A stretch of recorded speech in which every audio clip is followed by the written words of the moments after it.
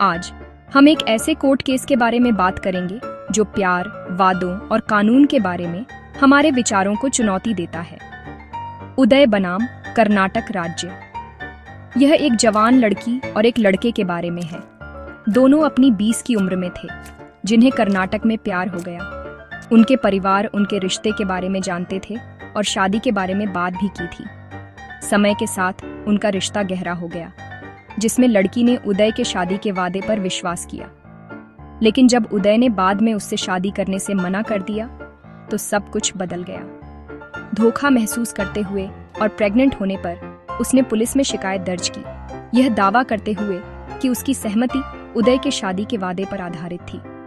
उसने तर्क दिया कि उसकी हाँ सच्ची सहमति नहीं थी, बल्कि धोखे का नतीजा थी। यह केस पूछता है, एक टूटा हुआ वादा कब अपराध बन जाता है?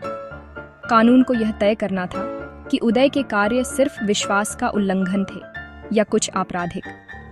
यह केस आखिरकार सुप्रीम कोर्ट तक पहुंचा, जिसने सहमति, वादों और न्याय के बारे में सवाल उठाए। आइए देखें कि अदालतों ने इस जटिल स्थिति को कैसे संभाला। केस का मुख्य बिंदु सहमति का अर्थ था। महिला ने कहा कि उसकी सहमति शादी के वादे पर आधारित थी। अगर वह वादा झूठा था, तो क्या उसकी सहमति असली थी? भारतीय कानून के तहत धोखे से प्राप्त सहमति अमान्य हो सकती है। मुख्य प्रश्न, क्या उदय का वादा अंतरंगता प्राप्त करने के लिए एक जानबूझकर झूठ था या एक वास्तविक इरादा जो बाद में बदल गया? अगर वादा शुरू से ही झूठा था, तो यह एक अपराध हो सकता है।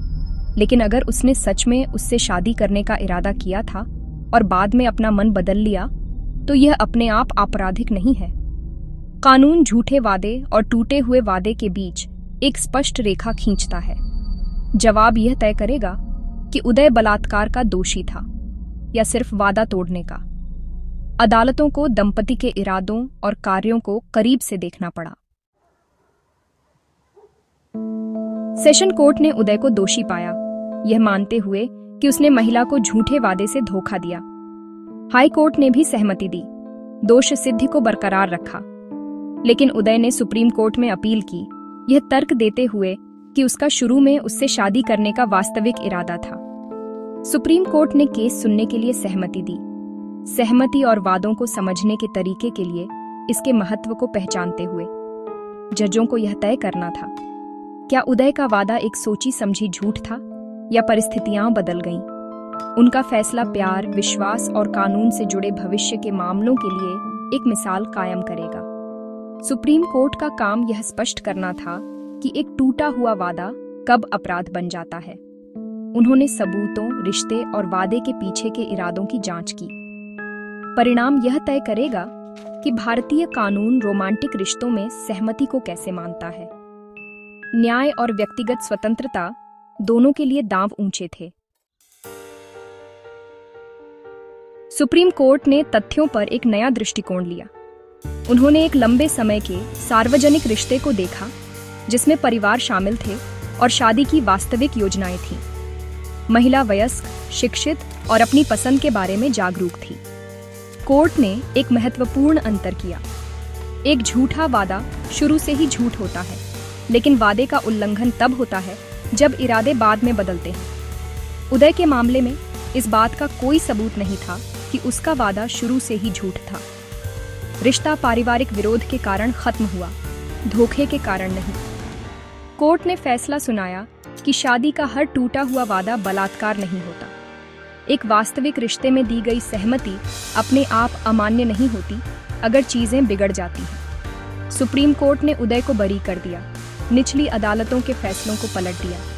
फैसले ने एक स्पष्ट मानक तय किया, केवल एक जानबूझकर शुरुआती झूठ ही एक सहमति वाले कार्य को अपराध में बदल सकता है। यह निर्णय निर्दोषों और वास्तव में धोखा दिए गए लोगों दोनों की रक्षा करता है। सुप्रीम कोर्ट का फैसला दिल टूटने और अपराध के बीच एक महत्वपूर्ण रेखा खींचता है।